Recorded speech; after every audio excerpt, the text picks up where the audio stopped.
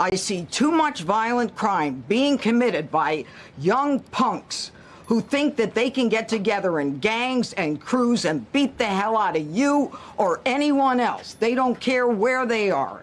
They can be in DuPont Circle, but they know that we can't touch them. Why? Because the laws are weak. I can't touch you if you're 14, 15, 16, 17 years old and you have a gun.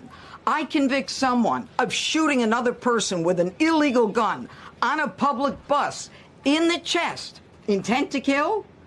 I convict him. And you know what the judge gives him? Probation. Says you should go to college. We need to go after the D.C. Council and their absurd laws. We need to get rid of this concept of, no cash bail. We need to recognize that the people who matter are the law-abiding citizens. And it starts today. But it's not going to end today, because the president is going to do everything we need to do to make sure that these emboldened criminals understand we see you, we're watching you, and we're going to change the law to catch you. And my final note is this. These kids understand that the jurisdiction is through the state attorney general, Brian Schwab. I did a poster of the young man from Doge who was beaten bloody with a severe concussion, a broken nose. And then I did a poster of what happens to those kids, because I can't arrest them, I can't prosecute them. They go to family court, and they get to do yoga and arts and crafts. Enough. It changes today. Thank you, Mr. President. Wow. I mean, wow. She just completely went off. Washington, D.C. is in chaos, and the people running it want you to believe crime is down. But tonight, you're going to see why that's a flat-out lie, and how Trump just unleashed one of the 1-2 punch Democrats never saw coming. I think that's the best way to describe it.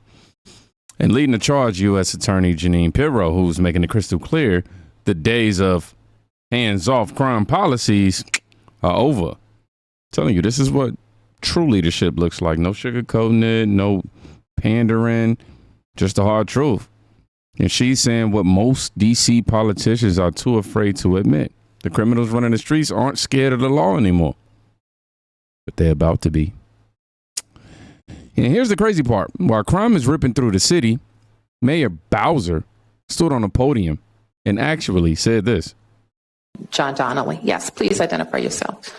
Mayor Bowser, Campbell Robertson of the New York Times. Do you think this was inevitable, or do you think there are things that the city could have done, or the council would, to prevent the state from coming? This is, I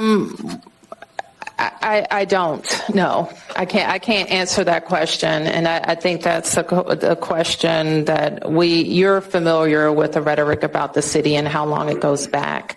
And we also know that we're not experiencing a spike in crime, but a decrease in crime. Yep. What? Mayor Tom Shirley told me on the radio.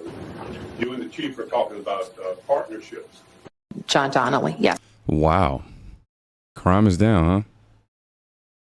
You can't spin reality with a press conference. The only thing down in D.C. is public safety. And now this mayor's credibility. And if you don't believe me, just look at what's happening in local businesses. So starting today at 12 giant grocery stores in D.C. and Maryland, if you have a bag over 14 inches, you cannot take it inside the store. So what does that look like? Here's a backpack, 14 inches. This one can't go in. Also, if you're under 18 years old, you cannot go into the store after 6 p.m. without an adult. Giant store leaders say it is all because of thieves, and shoppers we spoke to say all these new rules, these are a small price to pay. It's a private business. They can set their own rules. Yeah. You know, if you don't like it, shop somewhere else. It would also keep prices down for us as a consumer. And I think the stores are trying to do the best that they can to help the consumer out. And if that's what it takes, then that's what they have to do. I'm for anything that works. If it makes anything better for the community, and if it works for the kids, to keep the kids from coming in, I think because you should teach the kids not to steal. So Yeah. anything, Right? anything that works for the community and everybody else. It's unfortunate because apparently a lot of thefts has been happening, and that's the reason why. So they got to do something. Otherwise, we won't have a Giant. So to prevent it from closing, I don't blame them. They got to do what they got to do. Yeah, man. This isn't normal. When your grocery stores start banning backpacks and teens after 6 p.m., that's not crime is down. That's a city on survival mode. And Trump, yeah, he's not watching from the sidelines. He's making it very clear that this is only the beginning. Not getting better, it's getting worse. And we had a recent indication. There was a story about a man who was just left. He quit because he was asked to do phony numbers on crime. And we're going to look into that. I think Pam is going to be looking into that. But he was asked by the city, I guess, that we don't want to show the real numbers. Let me do numbers so it looks like it's going down. Not going down. And under Biden, it was a disaster. And nobody did anything about it. We're going to do things about it like you wouldn't believe. Every American has a constitutional right to be able to access and petition their government in safety, and countless federal officials and employees likewise have the right to carry out their jobs in peace without being shot. As you know, I lost a very good person a while ago, was shot waiting for his wife. He was in the car. They robbed his car. They shot him. They killed him like it was nothing to it. She was walking to the car. It's a horror show. This issue directly impacts the functioning of the federal government and is a threat to America, really. It's a threat to our country. We have other cities also that are bad, very bad. You look at Chicago, how bad it is. You look at Los Angeles, how bad it is. We have other cities that are very bad. New York has a problem. And then you have, of course, Baltimore and Oakland. We don't even mention that anymore. They're so far gone. We're not going to let it happen. We're not going to lose our cities over this. And this will go further. We're starting very strongly with D.C., and we're going to clean it up real quick, very quickly, as they say. Days ago, a former member of the DOJ staff was savagely beaten by a band of roving thugs after defending a young woman from an attempted carjacking. He was left dripping in blood. He thought he was dead with a broken nose and concussion. Can't believe that he's alive. He can't believe it. In June, a 21-year-old congressional intern was tragically killed after being hit by a stray bullet in a drive-by shooting. A former Trump administration official named Mike Gill, fantastic person, was murdered last year in cold blood in a carjacking blocks away from the White House. He's calling out the fake numbers, the cover-ups, and the complete failure of leadership in these Democrat strongholds. And I ain't mad at him. He's saying, look, enough is enough. And Trump's not coming along. You see who's standing right beside him. Listen to Attorney General Pam Bondi as she drops the hammer. Weapon here in D.C. is U.S. Attorney Jeanine Pirro, one of the toughest prosecutors and a former judge. No, we got to hear from the beginning. Not only that, our secret weapon here in D.C. is U.S. Attorney Jeanine Pirro, one of the toughest prosecutors and a former judge. And she is going to be talking about juvenile crime, how it's out of control here, and what she's going to do to fight back. No more crime rampant in our beautiful capital. No more teenage girls beating a disabled man to death. No more of that. No more drive-bys. We're going to do everything we can. And working with the ATF Director Driscoll and Commander of the Army, we're going to all work together. That's what we all do in this room. We work together. We fight. Do not underestimate one person in this room. We're going to make D.C. beautiful. We're going to make D.C. safe again. One other thing, just at the wharf a few days ago, the area of the wharf, Terry Cole reached out to me, not even nightfall, on the weekend, where so many families and tourists go. A guy's overdosing from fentanyl on a park bench. In the middle of families around, they administer Narcan and saved his life. No more of that. The President of the United States is going to clean up D.C., and we're going to be there to help him, and we're going to be successful. Thank you. Thank you. That's how you put criminals and the politicians protecting them on notice. I mean, that's how you do it, man. Now, she mentioned Jeanine Pirro, and she isn't talking about change. She's there to make it happen. And, you know, the results, they speak for themselves. And how do we do it? And what are we going to bring to D.C.? What we did in Northern Virginia, thanks to Terry Cole and Governor Youngkin and the team, we stood up a task force out in my Northern Virginia field office, and we said, let's let good cops be cops. Let's get them the intelligence and what they need, and let's get the red tape out of their way, and let's get DOJ partnered up with us to bring great prosecutions. And that's exactly what we did. In 1 month, we arrested 545 violent felons. 545 in the state of Virginia, thanks to Governor Youngkin's partnership. And that simplicity in law enforcement is what's coming to Washington, D.C. And how do we... Wow, over 500 violent felons taken off the streets in a single month. Now that's how you make communities safer. Not by hiding behind some podium pretending that everything is fine. Like you just seen the mayor of D.C. attempt to do. And, of course, the professional protesters, they can't handle it.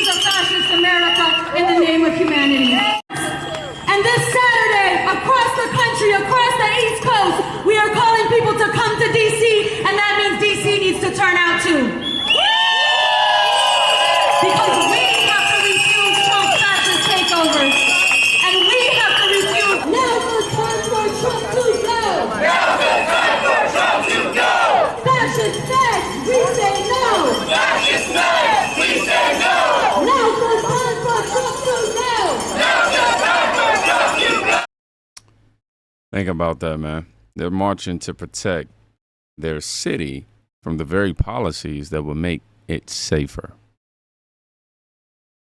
Talk about backwards.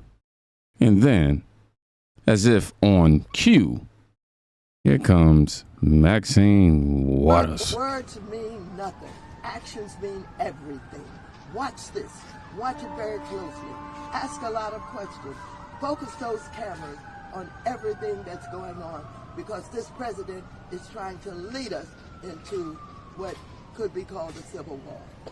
Wow. A civil war. Civil war. No. What we have here is a political class so addicted to chaos that they see law and order as a threat. And on top of all of that, I want you to watch this unhinged MSNBC meltdown. Thoughts today. So, first of all, I have been blessed to take that journey with you.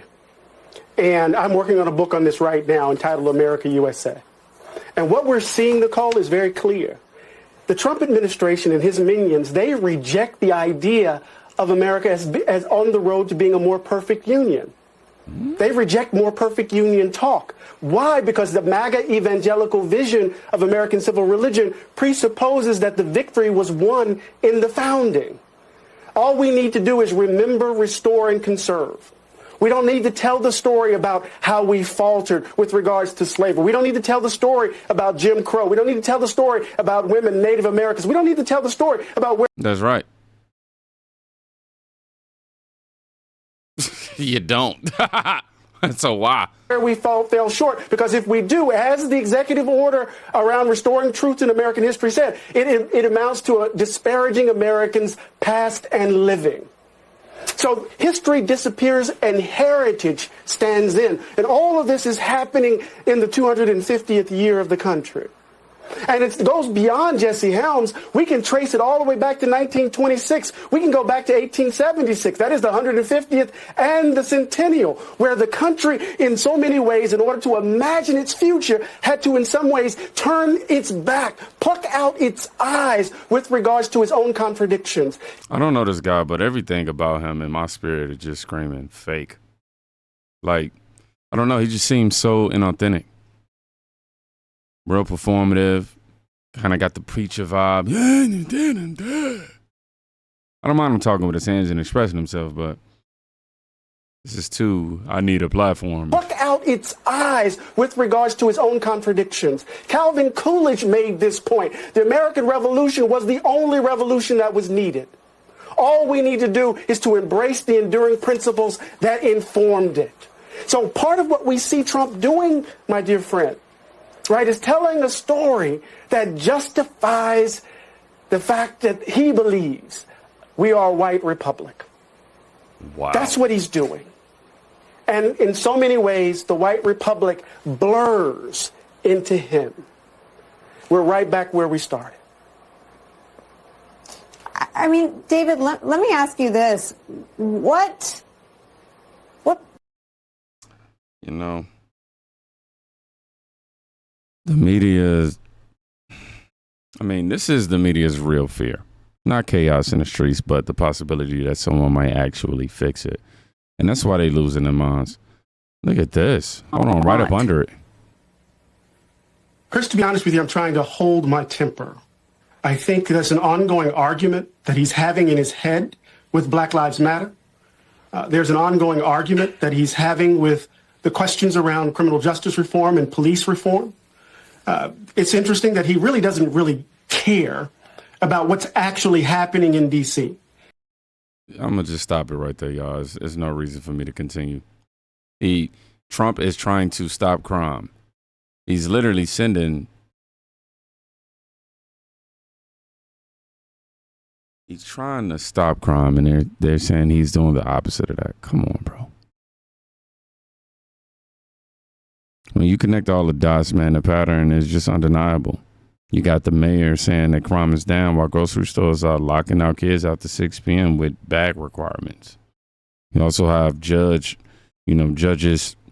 handing out these, Youngkin arts and crafts to violent criminals. Protesters blocking streets to defend the same policies making them unsafe. In the media, they would much rather relive January 6th than face the reality of the day. They'd rather just keep bringing it up. And, of course, in their own orchestrated way. This isn't left or right anymore. This is about truth versus delusion right now. One side living in press conferences and talking points, and the other side is out in the streets making arrests, dismantling gangs,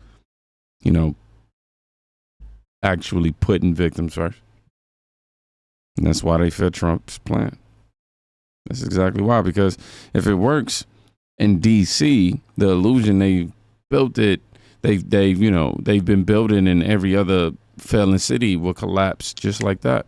So the question isn't whether this fight is coming. It's definitely not. It's whether you're ready to stand on the side of reality when it actually does. Ooh. Sinus is going crazy.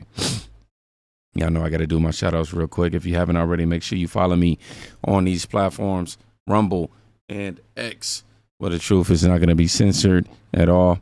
Real quick, I got to give a shout out to Team Think and also the 4X Club. Shout out to y'all, man. Been super, super dope.